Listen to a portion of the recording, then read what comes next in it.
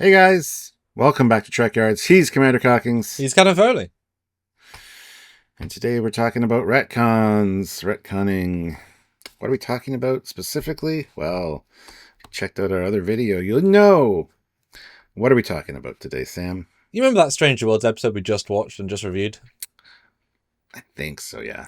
There's a graphic. It's in universe. It's an in-universe graphic, and it says the scale of the Enterprise, which we have, in fairness, known since Eagle Moss published it for Discovery Season 1, I suppose, or 2, when they asked VFX House, they told them, they printed it, and people forgot, because if you don't buy the magazine, people didn't see it.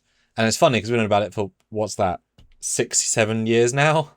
Yeah, 8 years. It's not new, but there's a difference between being there and here it is on the screen for all people to see. It's got a different weight to it, especially they could have changed it here, etc. So that's them tripling down, right? On the scale of the ship, we know it's far, far bigger than the Connie ever was ever meant to be, and it creates a huge continuity problem of evolution from Cage, which is canon, to this, which is bigger, to that, which is smaller. It's all weird and nonsensical, and if that's wrong, then the whole show could be wrong, blah, blah, blah, right? Like, it makes a whole show's anomaly of canon, whatever. So here's the scales. The Connie scale, which is Matt Jeffrey's intended design length. Everything after it was designed with this in mind. They knew it. Everyone knew this. Everyone. This is one of the most known factors in all the Trek is the size of the Connie. No dispute, right? Here's Stranger World Connie. Way too big. Doesn't make sense. Does the scale work? No. Does the height work? No. Does deck height work? No. Cool. Excellent. Super. Here's a chart of the goodies versus, I guess, the greens, but other races, right? Because I want to ask the question, because I've said this in many videos, I've sort of threatened that idea of, well, okay, if this is the official retcon, then everything else has to be scaled up according, because we've seen ships together. We know how big the Defiant is, the Voyager is, like, all these things are, we see them on screen together at some point, and they all back, like, the E flies over Defiant, well, therefore those scales, there's a sense of that, right? So everything's connected. So what if, then, we take Strange Worlds at their word, and we upscale every single Federation ship to now match the new Strange Worlds scale, which is the Connie, the TOS one, which is still the one step above, is now the 400 and something meters. So this is not that currently, this is the relative, but for all the graphics, we're going to see it, every ship upscaled to match the respective scales. But here's the sizing, right? And you can see the TOS Connie D7 nicely matched, but now the D7 and the Strange Worlds Connie super not matched. Right? Yep. It even makes Vorcha feel not super big. No, the Vorcha feels, yeah. Well, exactly. That's the big problem here. So that's the canon scales. Bam! Here is everything correctly upscaled for the new Stranger Worlds retcon. So this is what you'd watch in your mind's eye if they had to if this is now the official retcon, then every single Trek would have to be remade with these scales in mind. And of course, aliens aren't being changed. Why would they, right? Because if everything in the universe has changed, then nothing's changed, which makes don't change it originally, right? So here's the new scales at the Stranger World scale for Trek versus the other guys. Right, what do you think? I have no problem with the Deridex being that size. We never really got a sense of how big it was in TNG, even though it was much larger than a Galaxy class. So this kind of evens them out a little bit. Just because the D7's smaller doesn't mean it's not as powerful. It could still be very maneuverable and pack quite a punch. And if they travel in packs, it's still a threat to the TOS Enterprise here. The scale still works for me, honestly.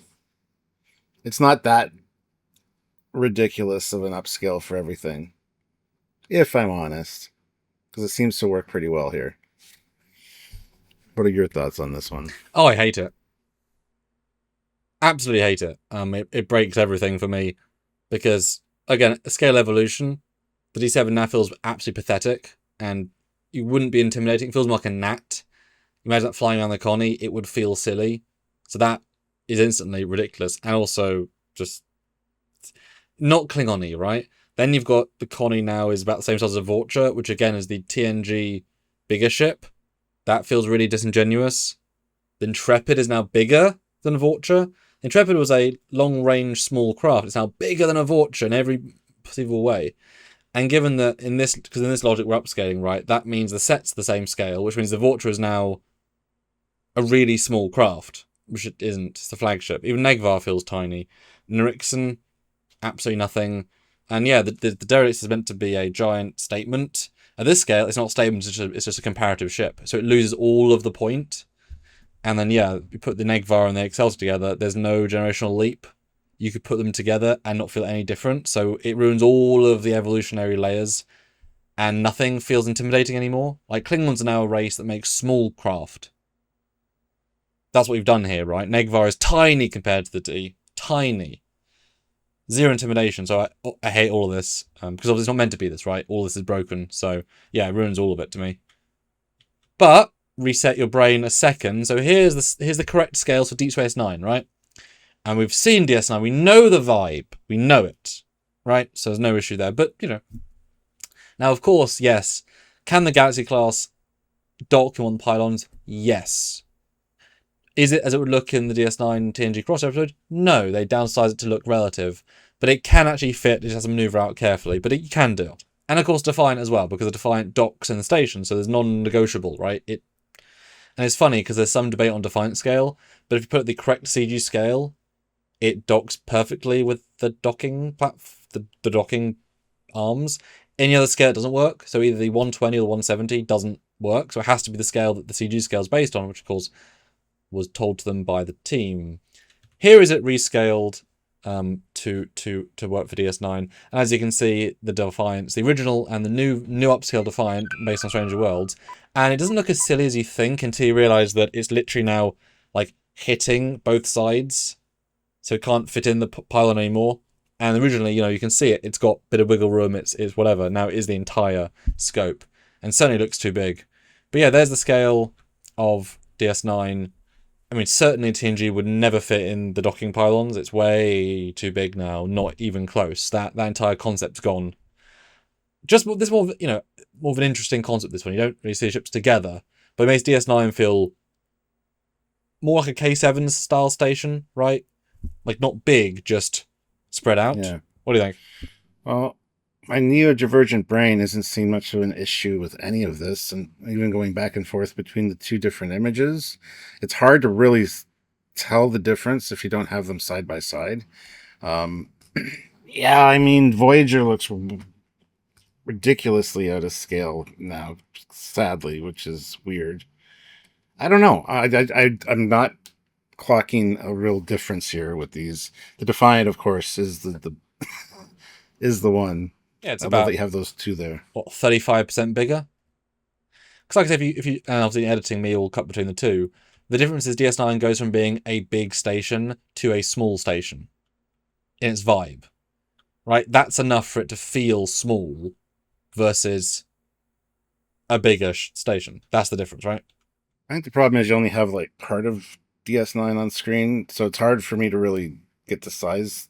But yeah, I can see what you're saying. If it's a full circle of it was on screen, I think it'd be much more noticeable, at least to somebody like me. But then, Stuart, you've got the other. I don't want to. I wanted to be clever because in the other video I'd used the TNG graphic of the scale chart, right? The other famous scale indicator we have where the ship was designed to be giant in comparison, right? And that's in comparison is important. Next shot is cheeky little insurrection. Oh no, sorry. Cheeky little first contact scale chart, in which case, this is obviously all the canon scales, where the Borg cube is meant to feel giant, the sphere is meant to feel big and intimidating, and it also then has a scale with Enterprise D, which we know from Best of Both Worlds, etc. It feels giant. So that is a classic scale, right, and everything, because the cube is meant to be the thing. And here's with the upscale. It's still big, it's still impressive, but yeah, this is way more noticeable. I mean, it's still. I mean, I wouldn't want to face a Borg cube in any of these ships because it's still a pretty big ship. But yeah, you can see a much bigger difference here, in my opinion. Because what's funny is the sphere. It turns a sphere from intimidating craft to Yeah. And we see it in Voyager, right? In Voyager, there's a shot where it like hovers over it, and this version, they're basically the same. Like not, of course, every dimension, but they wouldn't feel impressive. It would just be like the D now towers above in terms of volume, right? And you can see the difference in just I think like 35% bigger the E. It actually does a lot for the proportions. Like wow, the E has grown a lot. And again, best of both worlds. You redo best of both worlds with these scales. The shots don't feel as impressive by a significant margin, 30-something% margin. Yeah, it's just it's relative. Like these are all things built together, and it just takes out a lot of the impact of what it's designed for. Yeah, and it's interesting because I'm going back and forth between these two, and when you do that, you really notice it. Like it's very impressive. But honestly, if you could shown me this image just off the cuff, I would have been like, I think it looks right. So I think it'd be, yeah, you need to really kind of, oh my god.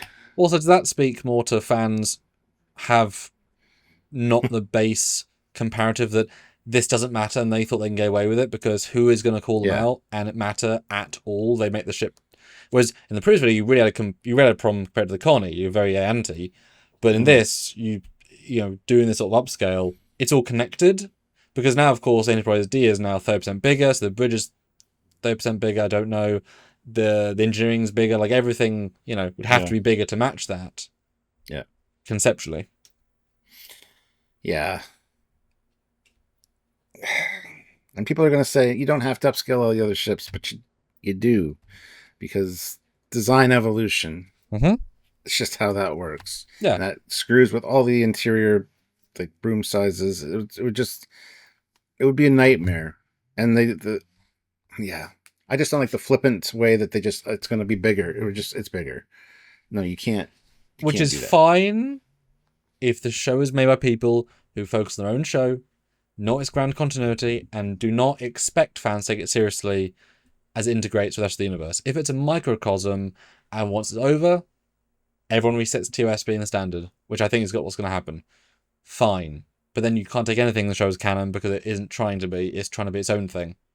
Yes. Yeah. Which is fine. Just, yeah, it's interesting, right? Like the thought experiment of, if the universe adjusts to the upscale, everything's affected and all space battles will feel different. All the famous shots of the Defiant flying over the bigger ships, not going to feel as big. And all those elements are combined. Defiant's a small ship. No, it's not. Like all these things just kind of juxtapose and become, yeah. Even one of the original graphics of the TOS Enterprise with a modern day aircraft carrier of the time being the exact same size really put it in people's minds how big the ship was, and it's not overly big. So yeah, it does change a lot of things. Yeah. Thought experiment. But let us know any other classic scale reference images from Star Trek that would be affected in the comment section down below, guys. And what do you think about this? We want to hear your thoughts. This is an interesting, like you said, a thought experiment, and we want to hear what you guys are thinking. So make sure you comment down below, subscribe to the channel, notify yourself with the notification bell icon, and join us for lives where you can have these thought experiments and many other things with us live. And be part of the conversation directly. So, do the things. And if you want to support what we do here every single week, every single month, etc., then support us via Patreon. It's monthly, $5 a month, $10 a month, whatever a month, it adds up. Or join the channel on YouTube. Same logic, different platform. All absolutely helps what we do here. Or one-time donations via PayPal, trekyards@hotmail.com, or the supers, super chat or super thanks. Both on YouTube, little dollar button, super chat on live, super thanks on any video, and it absolutely all makes a difference. So thank you in advance. So until next time, guys, he is Commander Calkins. He's Captain Foley. Bye, everybody. Bye, guys.